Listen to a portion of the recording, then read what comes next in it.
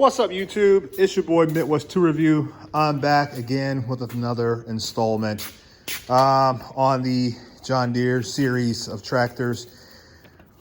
Running out of tickle juice. So what we got going on right now is kind of a Frankenstein mess of wires and jumper cables and stuff that probably isn't up to par, but it works. So we've got the battery. We've got a set of jumper cables running to the leaves from the tractor. This is the clickety-clacker here, which we have to connect to the positive. The ignition does not appear to work. I can turn the key. It does not try to start the tractor, but in fact, I can try to jump it from the solenoid down there, and that seems to work just fine. So the engine does turn over freely, so there's no issues with that. It is very slow cranking. It's not very fast. It may be because of how I got the batteries hooked up. I guess theoretically I could throw the jumper pack on there and get a little bit faster turnover, and we may have to do that. But the issue is unlike the 316, this is built a little bit differently, and I can't get access to the solenoid to jump it manually without having the battery sitting outside of the housing. So I have to come up with this methodology right now. I guess I could probably take the positive, move it over, and then somehow put the jump pack on there. We can probably try that if we feel like we need it. But right now, what we're gonna do is I'm gonna put you guys in a stand, and then we'll come back and I'm gonna put a little bit of a toot down there. I call it toot. And we'll see what, if anything, she does, guys. So give me a minute to get this all set up and we'll go from there. Okay, we're all set up. Got you guys in the tripod. And, ooh, don't want to drop that. Now we'll see what, if anything, she does. I am not a mechanic. You guys probably like, no shit. But I'm just trying to get this thing running. Actually, gotta connect that. You can probably hear the fuel pump running.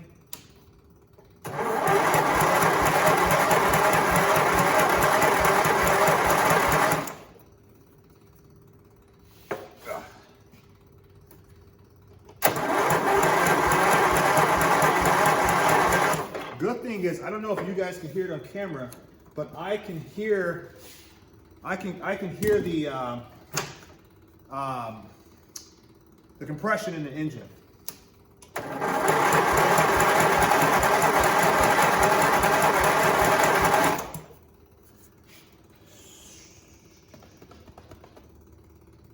Jump pack. Let me see. I feel like it's not turning over fast enough. I don't know what you guys think, but on my end of it, it seems like it's not turning over fast. This is like the jankiest job I've ever done in terms of trying to get something running. Like, I feel like this is horrible. But when you're desperate, you're desperate.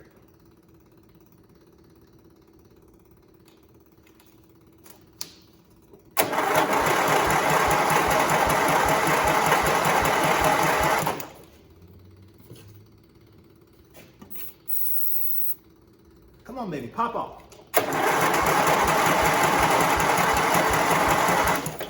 And I know she's got spark. We've already done the spark check. Got the tester here. If you guys can see that, I've already checked spark on both ends. This is a V-twin.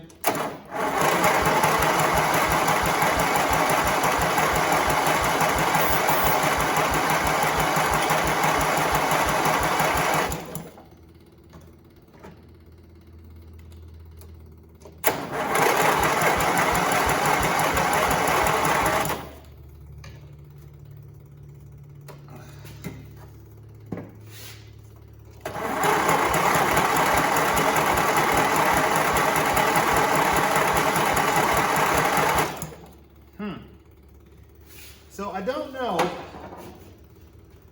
what is going on. We have spark. Is it that we're not turning over fast enough? I'm not sure. We got good battery power. I don't know.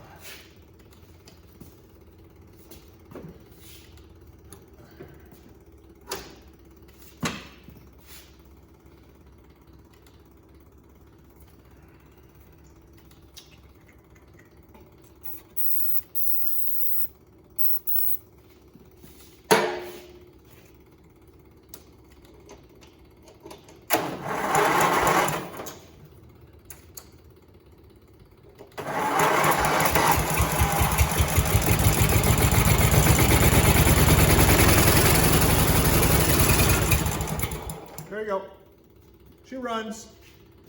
So what it was is I did not have, and I don't have enough fuel in the tank. I didn't have the key turn for it. Come on, stupid. I know, I apologize, guys. I'm new to this stuff. I'm learning as I go, but that's what it was. So let's see if we can get her to pop off again.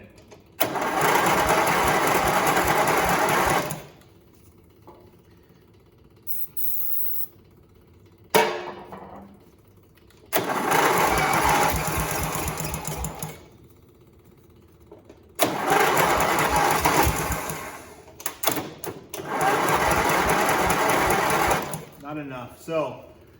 So we know she will run. Probably close her up a little bit. Let's try one more again. Key is forward.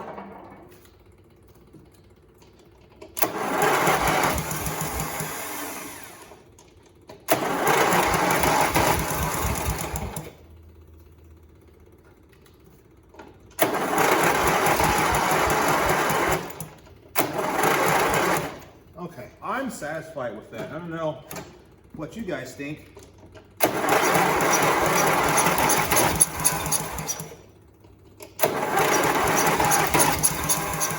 Yeah, we just don't have enough fuel. So, okay, we know she will run. Let's go ahead and get the clickety-clack turned off so we don't burn that up. Go ahead and turn off the no-code jump pack. Go ahead and disconnect the scary cable job I did there. Throw those down, disconnect it from there. Throw those down. This battery, because we've been hounding on it, we're gonna put it on the charger tonight. Let that charge back up to get everything satisfactory. This engine runs, so we need to flush the fuel system. I'm gonna run hot water through the tank, and then I'll probably disconnect the tank and then get it all rinsed out so it doesn't get in the engine, of course, but I wanna squish it around and then dump it out and make sure there's nothing in there. I opened the cap, of course, I smelled in there. It doesn't smell like it's lacquer. So that's good. Neither did the carb, so that's good as well. This one here does not have the redonkulous wire set up. Like, it doesn't have all of the loose wiring and all of that. Everything looks good. We probably should pull, I know we're getting good spark, so I'm not really worried about it per se, but I guess that we can check one of these spark plugs just to make sure. Let me grab a spark plug socket.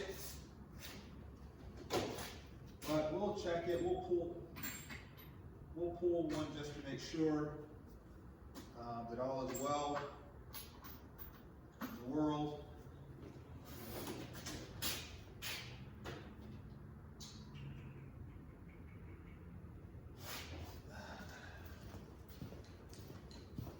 Just to make sure. I'm trying to do this without being in the camera's view too much, at least. This is that snap-on brown head ratchet, like you would find with like Right Tool and SK. Jeez. So I know they say you're supposed to be able to read spark plugs. Hang on. I ain't learned that skill yet. Damn, how can I get that to show? Hang on, let me do this.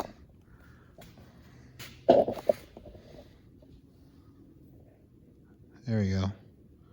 That's cruddy, isn't it? Huh. What does that mean, guys, when it's that crusty? It doesn't smell burnt, like, material, like, there's oil or whatever in there, but it is not clean. It's a Champion spark plug, so that leads me to believe that it's probably the original spark plug in that. See if I can find a wire brush real quick off camera. I know I have them.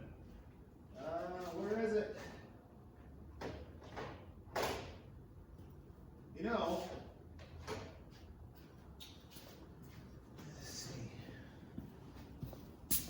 I don't know if this is like that Kohler. Let's see if you guys can still. Are you guys still in the frame? You guys are.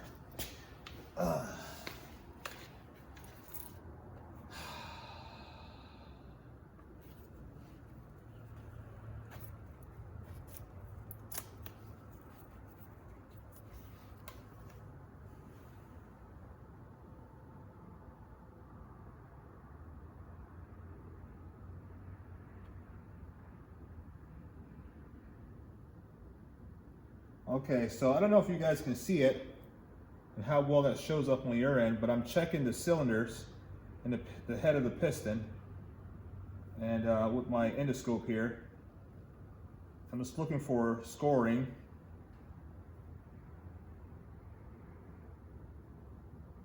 I don't see anything.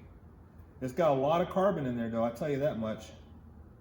There is a lot. But overall, the valve looks good as well. The valve's to the opposite side right here. It looks good. What I'm gonna do is, I know it runs, which is the main goal, was to make sure it runs. So, and it does dry, because before I decided to film this, I was doing the same troubleshooting. Come on now. And let me check the other side too while we're at it. And the tractor was moving, so I put it, I thought it was in neutral, but apparently it wasn't. So I put it in reverse, and it reversed as well. So that tells me that transmission is good on it. What did I do? Hang on, guys. Sorry for walking in front of the camera. I was trying to get you guys a close-up. Let me move this back a bit so I have room to work and you guys have room to see.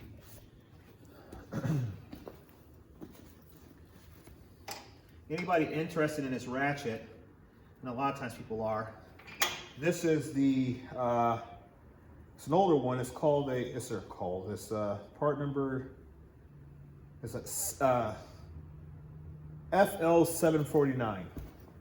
FL749. So I'm gonna come on the opposing side now. Go ahead and take this one off. Look at the spark plug, and then we will take a look at the cylinder wall. I won't show you guys that one probably. The scope that I'm using is a San Francisco scope. It was sent to me by the, oh my. That one's a little wet. It's interesting that this side is dry, the other side is wet. What does that tell you? I'm gonna look it up too. I'm gonna go back inside and go to my office and see what I can learn. I'm gonna do this one off camera, guys, and I'll just kind of relay. The cylinder wall looks great over here. You guys can't see it. Let me take a picture of it. I think I can. Let's see here. Hang on. Okay, I got a picture of it.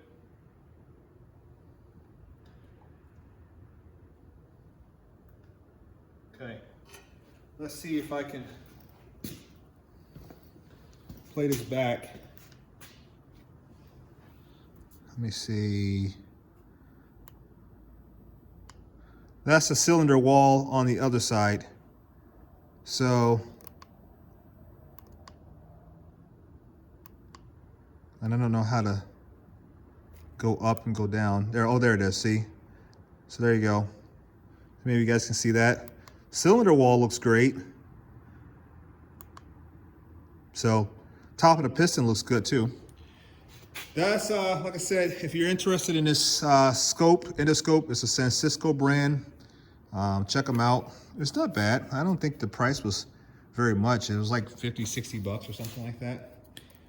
I like scopes, endoscopes, although I will be honest with you, I did not take it on this but I didn't take it on this this purchase, but I like scopes for evaluating anything I buy for the most part. Like if I'm gonna buy, like I said, I be honest here, I didn't take it with me on this go around, but ideally I would have taken endoscope with me to inspect the cylinders before I pull the trigger on it.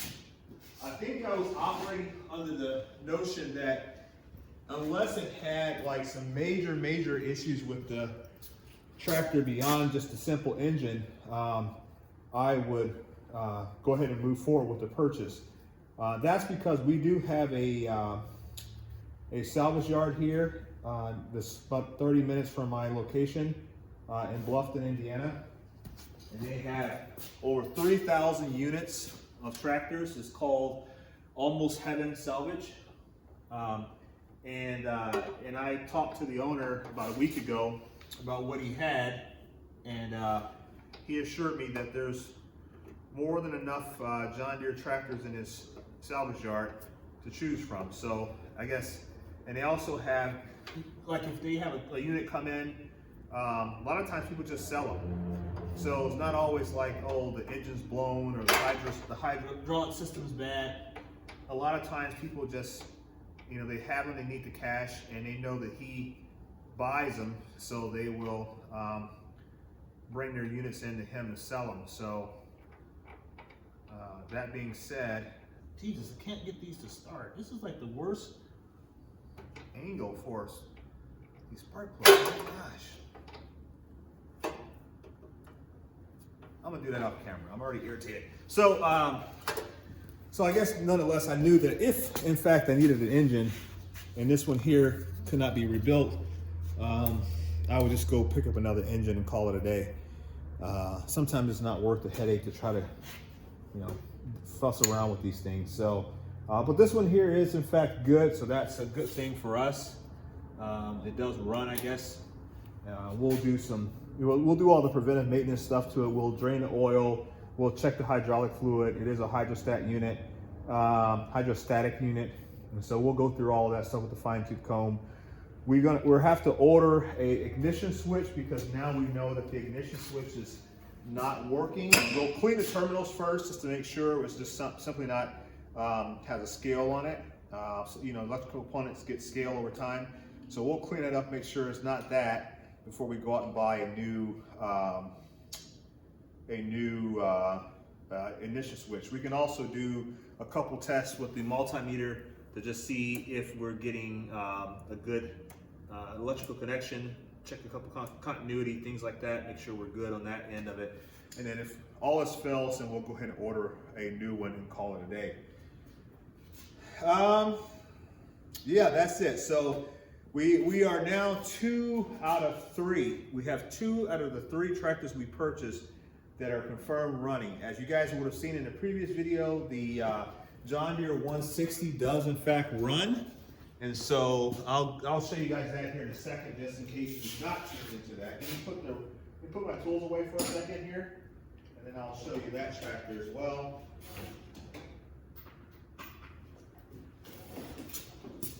All right, let me take you guys out of the tripod. Yes, I said tripod. Okay, so we know that the 116 is now, at least it fires, turns over, and it will run. The 160 is perfect. I mean, I took that out and drove it around my property, and it is fine. So it's ready to go. My son's going to be playing with that tomorrow, I think. We're going to clean it up and all that kind of stuff first. But he's basically claimed ownership to that unit there. The 116, like I just said. Now the next one on the list is mine here, which is the John Deere 320. So we are going to get a battery for it, and then we will see what's going on. You can already see I've been working on doing a couple other checks on it, making sure things are good. I've been using a multimeter on that.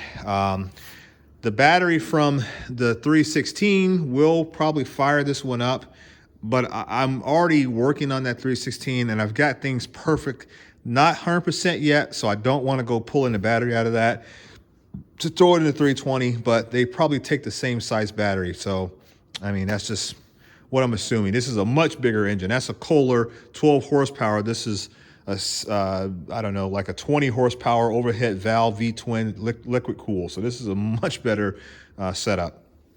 So as you can see, the cart's like full of stuff. I've been, like I said, all over the place in my shop tonight. It's been a great night to get some of these projects done. Wife came out, hung out with me for a little bit. So pretty good night. I'm not going to complain.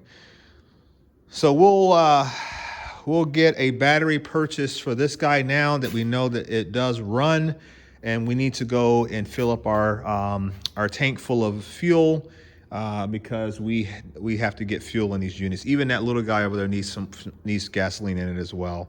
And then my 316 also needs fuel, so we got to get a lot of gas. So we're gonna be picking up some gas, and then we'll be good to go. Yeah. So what tools did we use tonight just to end this all up? We had that crowbar, the pry bar. I used that to fix this cart. This thing was not moving very well. These came in handy. These are the Snap-on. What's the part numbers on them? 911 ACF. I picked this set up off of eBay for like 50 bucks, I think it was. And I also bought the bend handles as well. Came from the same supplier, our same seller, and that was a good deal. Didn't really use the Craftsman sockets tonight. I did use a few of the Capri sockets. I've been using these Capri sockets on the impact gun just to kind of beat them to hell, if you will, and see how well the chrome and everything holds up and see how much they mushroom. They do really good. I am like I said before, guys, I was a fan of Capri tools in general, but they got a good thing going on there. So I wish them all the success.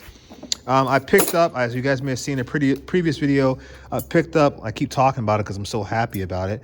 I picked up this set of Cobalt USA wrenches.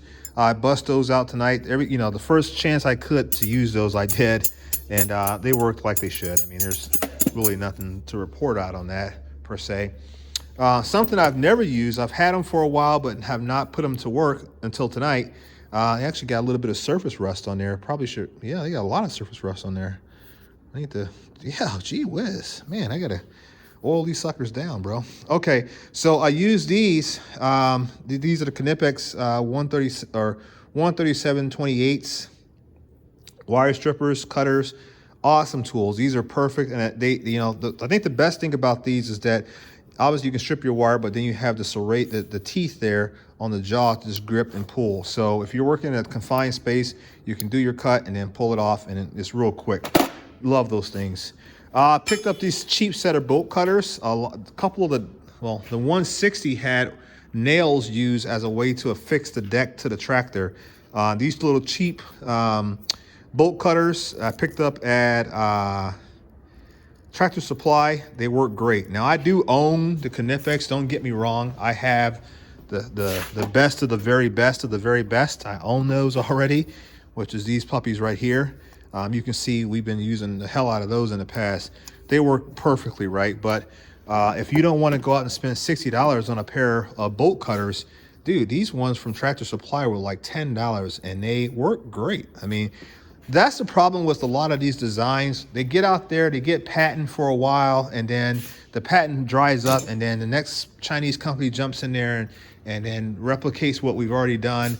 And next thing you know, you got another brand out there. So it's how it works, man. I'm not saying anything that's not true.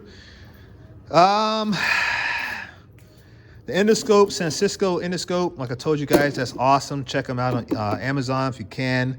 Very, very good tool. And then lastly here, something I've not made a lot of content on is this Top Don. I think it's like a BT100. This is an awesome little battery tester, guys. Get it on Amazon. I'm not going to put an affiliate link in there because this, you buy whatever the hell you want to buy. But this is great. You can do load checks. You can do alternator verification. You can do a lot of different little tests. It runs through a whole group of different tests you can do on your battery system to make sure things are operating as they should. Really nice tool. I have other battery testers. I think I have two other types. I have this old Blue Point one here that I don't really use anymore, but I do have that. And I have another one somewhere in there, I believe. So I can do multiple checks on your battery, your alternator, your starter. I can do all those types of checks, but this one here is pretty cool. I do in fact like it. So, and then obviously for small engine work, things of that nature, this Noco Boost Plus, the GB40, is perfect for this type of work. It's small enough, but it will start a car and or a truck. It will, but the problem is it doesn't have a good battery life. It runs out pretty quick. This was fully charged when we started these projects, and you can see we've already lost 1 bar out of 4. Last is the Snap-on light. The first Snap-on light, like big light that I've ever owned, and I am just so impressed. I love this thing. I think I would be highly upset if anything happened to it. I have to get my hands on another one of these. I love it. It's an absolutely fantastic light. So that's all the tools we've been using for today on today's job. I'm gonna call it a night. It's actually probably getting pretty late where I'm at. I don't even know what time it is. And this is a 25-minute video. So hope you guys like the content. This is the 3rd video of tonight that I produced tonight. I don't edit anything. I put it out raw. So if I screw up something, it is what it is.